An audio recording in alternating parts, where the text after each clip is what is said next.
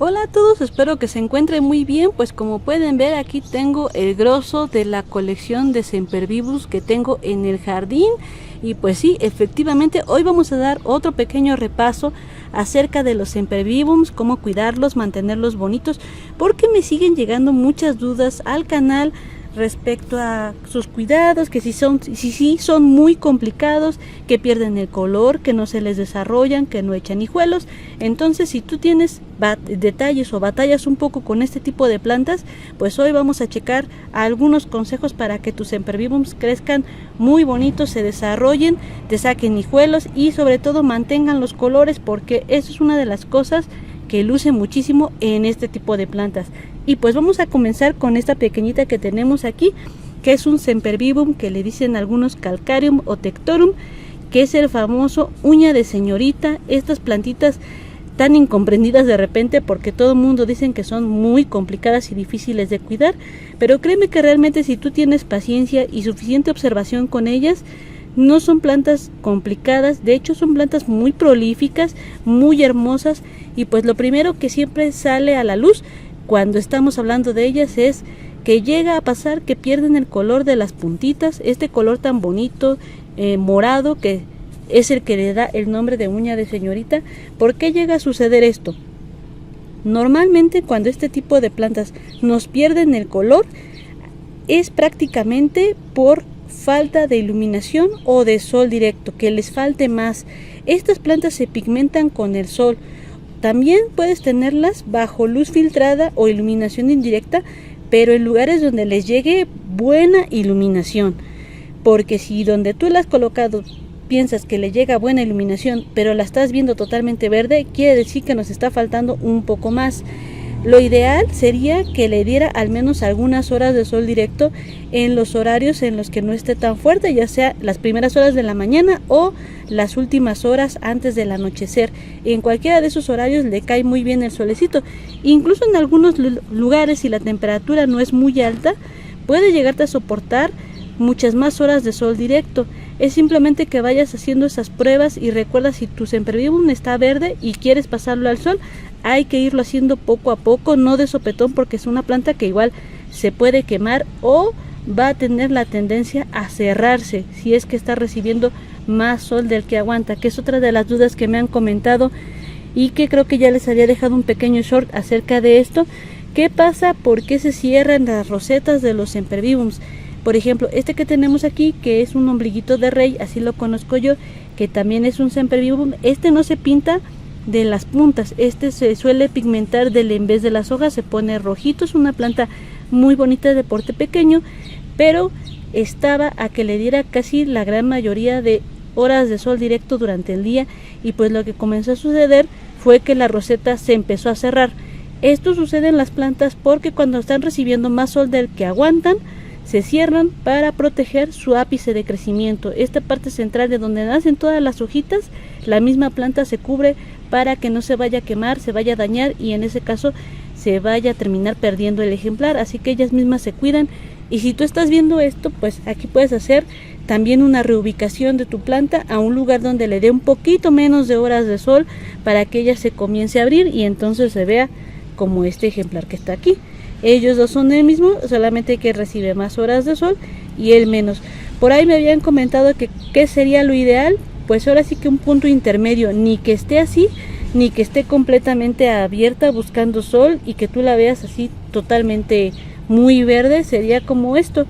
Si tu sempervivum se ve así con una roseta un poquito más abierta, estamos bien. Por ejemplo, tengo aquí unos más de este mismo tipo, que ellos no les da tanto sol y ve, también se mantienen completamente abiertos. Ahora bien, ¿qué pasa cuando nos están sacando hijuelos?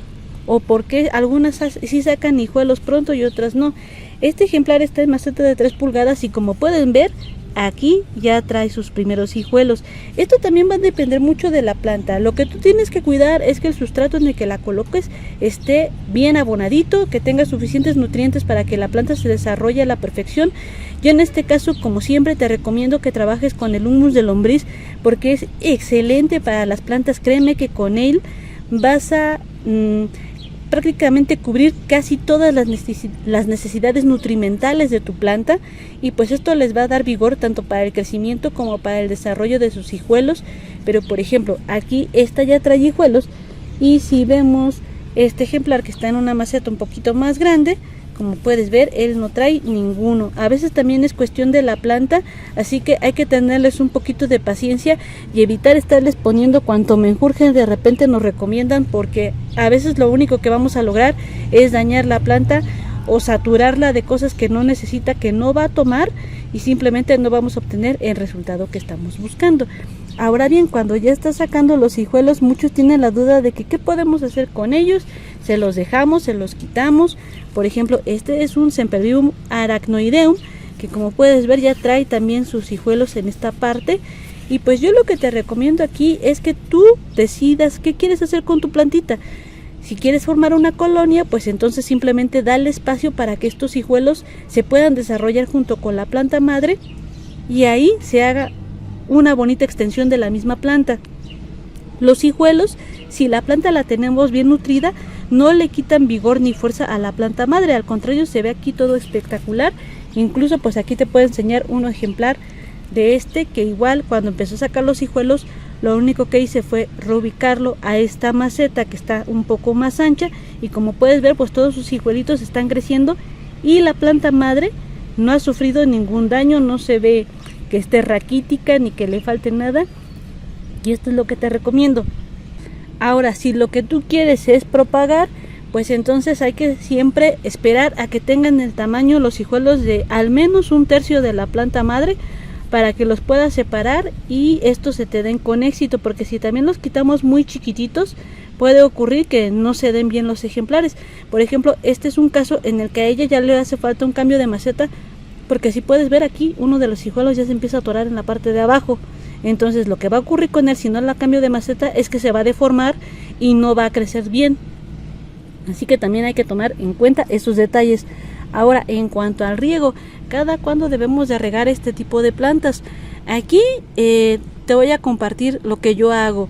Este tipo de plantas no se pudre tan fácilmente si tú las tienes colocadas en un sustrato que drene bien. Esto es lo que siempre debe ser repetido durante casi todos los videos, y esto es que cuando tú le pongas el agua al sustrato, este no se quede para nada aquí, no se encharque y de inmediato baje por el cuerpo de la maceta. Si tú tienes un sustrato armado así, con los componentes que tú lo hayas armado, créeme que vas de gane con este tipo de plantitas.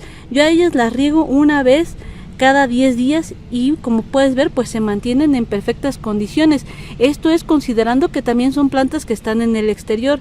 Si tú tienes este tipo de plantitas en tu casa, en un lugar bien iluminado, no tienes problemas con la coloración, pero si están dentro, entonces el riego tiene que ser mucho más espaciado, porque dentro de la casa el agua se evapora con menor facilidad, y si tú las estás regando con la misma frecuencia que una planta que tienes en el exterior, ahí sí puedes tener un problema de pudrición. En cuanto al sustrato, yo los estoy colocando en mezclas 50-50, mitad orgánico, mitad inorgánico, y así es como les ha ido perfectamente. Incluso este tipo de plantas, si tú ya tienes experiencia suficiente, puedes dejarlos hasta en pura tierra, si es que esta no se compacta y no se hace piedra, y vas a ver que estas plantas te crecen maravillosamente bien, porque también no sé por qué se han hecho esa fama de tan delicadas, pero incluso hasta con sustrato de tierra se mantienen perfectas, te crecen mucho, pero esto es siempre y cuando tú ya tengas buena experiencia con ellos, porque si no es así, mejor arma un sustrato, de preferencia inicial, mitad y mitad, y vas a ver cómo se te van a desarrollar de bonitas.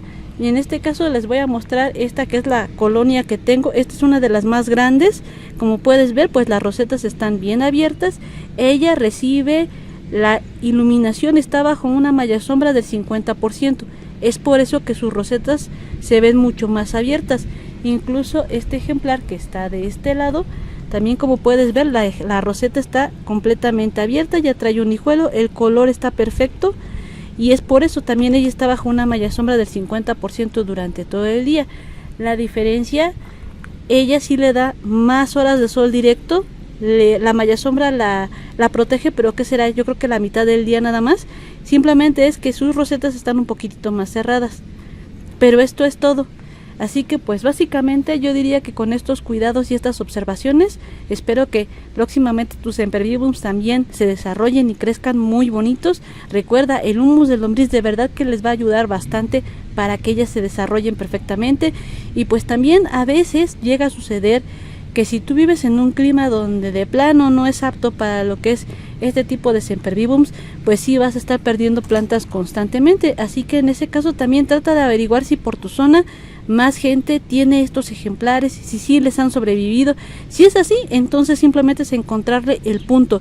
Si no es así, hay que comenzar a pensar que posiblemente en donde vivamos no tenemos las condiciones adecuadas climáticas para el desarrollo de estas plantas, y pues hay que buscar mejor otras que sí se adapten bien para que no estemos perdiendo constantemente plantitas. Y pues bueno amigos, eso es todo. Espero que este video les haya gustado, que con esto hayamos aclarado varias dudas que se tenían respecto a este tipo de sempervivums. Si tienen alguna más me la dejan allí en los comentarios y procuraré contestarles lo más pronto posible. Recuerden, si no se han suscrito al canal, háganlo, que eso me ayuda mucho. Regálenme un like, que también me ayuda bastante. Cuídense mucho y próximamente nos volveremos a ver en otro video. Bye.